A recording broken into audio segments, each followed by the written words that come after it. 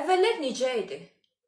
Qıza elçi gedirdilər, elə elçilikdə həsini alıb şirin çay içirdilər, növbəti dəfədə üzüyü aparıb qızın barmağına taxırdılar, olurdu bu da nişan. Amma indi nə baş verir? Öncə tanışlıq, sonra elçilik, sonra ən sonda nişan. Təbii ki, bu hər kəsin öz işidir. Amma, əzizlər, oğlan evini bu qədər zəhmətə, əziyyətə salmağa dəyərmi? Çünki oğlan evi hər dəfə qızın evinə əli boş gedə bilməz. Qıza, qızın anasına, evdə gəlinləri, bacıları varsa onların hər birinə ayrılıqda hədiyyə alınmalıdır ki, bu da bir aləm xərc edir. Və qarşıda hələ toy var. Toydan ziyanla çıxıb 1 il, 2 il bank krediti ödəyən oğlanlar olur.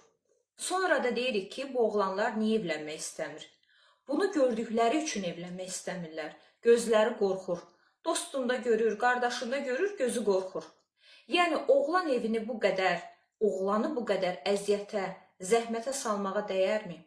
Mən düşünürəm ki, əgər iki gəncin əsas niyyəti ailə qurmaqdırsa, o zaman bir elçilik olsun, bir nişan, toy. Yoxsa ki, toya qədər bayramlıqlar, seyranlıqlar, sevgililər günü, 8 mart, qızın ad günü, qızın anasının ad günü və s. Bunun hamısı oğlan evi üçün yükdür. Təbii ki, hansı oğlan evinin gücü çatırsa, hansı oğlanın maddi vəsaiti bunlara imkan verirsə, onlar bunu etsinlər.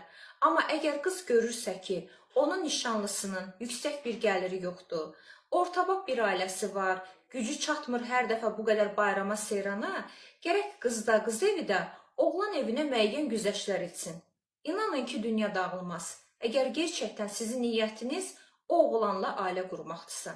Yəni, arzularınız da o oğlanın imkanlarını gərək aşmasın. Ya elə oğlan seçin ki, sizin qızıldan heykəlinizi qoysun, sizin üçün hər şey etsin.